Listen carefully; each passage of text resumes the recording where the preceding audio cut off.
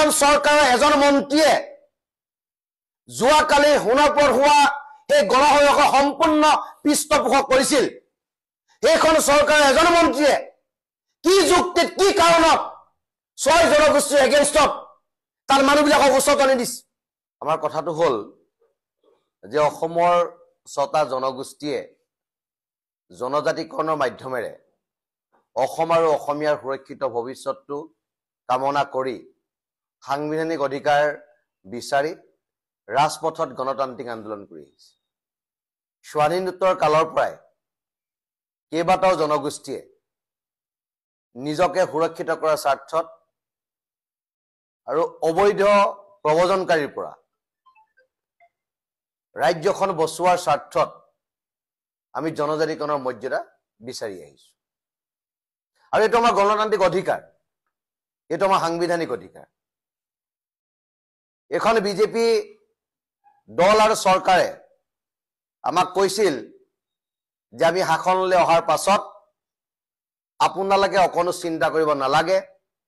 আপোনালোকে জনজাতিকৰণৰ মৰ্যাদা পাব আমি অসমবাসীৰ ওচৰত প্ৰতিশ্ৰুতিবদ্ধ কিন্তু সময় যেতিয়া বাগৰিল তেখেতলোকৰ কথা বতৰাবিলাক অলপ লৰচৰ হোৱা যেন অনুভৱ হৈছে আৰু সেই কাৰণে বিভিন্ন পক্ষৰ পৰা আমাক যাতে 6 জনগোষ্ঠীক জনজাতিকৰণৰ মৰ্যাদা দিব নোৱাৰে তাৰ কাৰণে হেঁচা প্ৰয়োগ কৰা হৈছে অসমত বা ভাৰতবৰ্ষত প্ৰতিজন ব্যক্তিয়ে আন্দোলন কৰিব পাৰে মনৰ কথা ক'ব পাৰে সাংবিধানিক অধিকাৰ বিচাৰিব পাৰে তাত কোনো বাধা নাই কিন্তু অসমৰ 6টা জনগোষ্ঠী অৰ্থাৎ 3,40,00,000 মানুহৰ 2 কোটি জনসংখ্যা থকা এই 6টা জনগোষ্ঠীক বিৰুদ্ধাচৰণ কৰি যোৱাকালি বিজেপি চৰকাৰৰ এজন মন্ত্ৰীৰ নেতৃত্বত যি তাত গণসমাৱেশ ঘটোৱা হ'ল আৰু তাত 6 জনগোষ্ঠীৰ ৰাইজক যিনে তুচ্ছ তাচ্ছিল্য কৰা হৈছে 6 জনগোষ্ঠীৰ নেতৃত্বক ঘুচিয়াই চকু উলিয়াই দিম বুলি কোৱা হৈছে এই ধৰণৰ বক্তব্যই অসমৰ পৰিৱেশ আৰু পৰিস্থিতি বেয়া কৰিব আমি 6 জনগোষ্ঠীৰ ৰাইজক আপোনালোকৰ মাধ্যমেৰে স্পষ্টভাৱে বাৰ্তা দিব বিচাৰিছো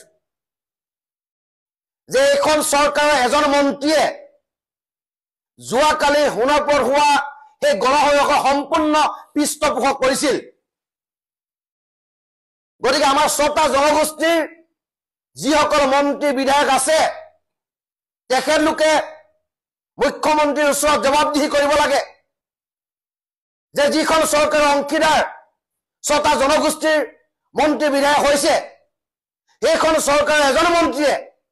কি যুক্তিত কি কাৰণত 6 জনগোষ্ঠীৰ এগেইনষ্টত তাৰ মানুহবিলাকক উচতনি দিছে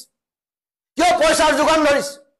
কিয় এনেধৰণৰ সংঘাতময় পৰিৱেশৰ মাজলৈ অসমখন ঠেলি দিব বিচাৰিছে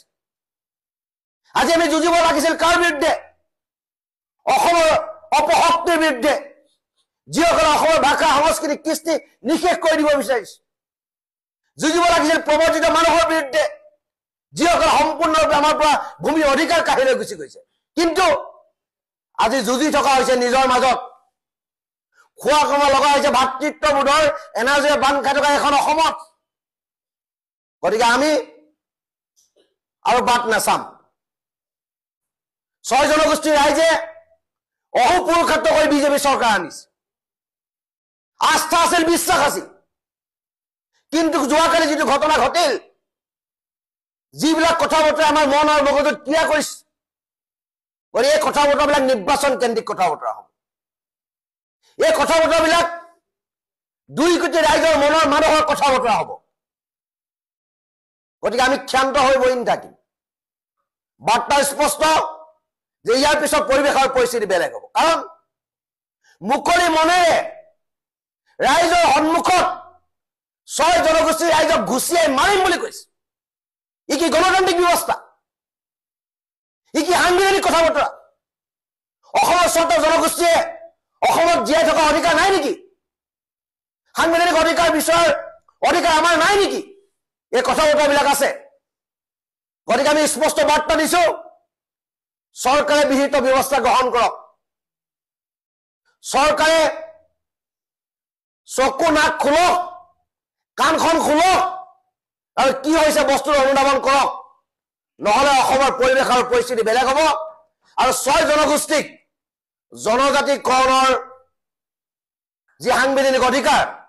সেই অধিকাৰ আমাক কোনো বঞ্চিত কৰিব নোৱাৰে। আৰু যিসকল জনজাতীয় ৰাইজে এই অধিকাৰ ভোগ কৰি আছে,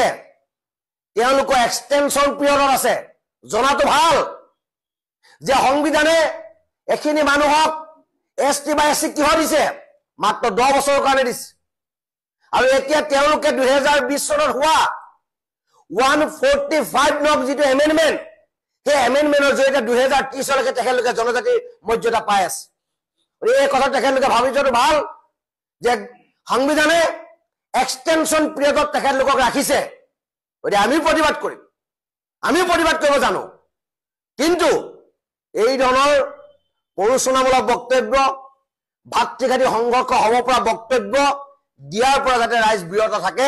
সেইটো আপোনালোকৰ মাধ্যমেদি অসমবাসী ৰাইজক অনুৰোধ জনাইছো। আৰু এই মন্ত্ৰীজনৰ বিৰুদ্ধে অসমৰ মুখ্যমন্ত্ৰী মহোদয়ক একশ্যন ল'বৰ কাৰণে আমি বিনম্ৰতা অনুৰোধ জনাইছো। কাৰণ 2 কোটি ৰাইজৰ বিপক্ষে এজন মন্ত্ৰীয়ে ধনবল বাহুবল যোগাৰ কৰি সেই সোণাপুৰ সমাৱেশ পাতিছে। গতিকে এই কথাটো আপোনালোকৰ মাধ্যমেৰে অসমবাসী ৰাইজক স্পষ্ট বাৰ্তা দিছো। আৰু আমি কোনো কাৰণত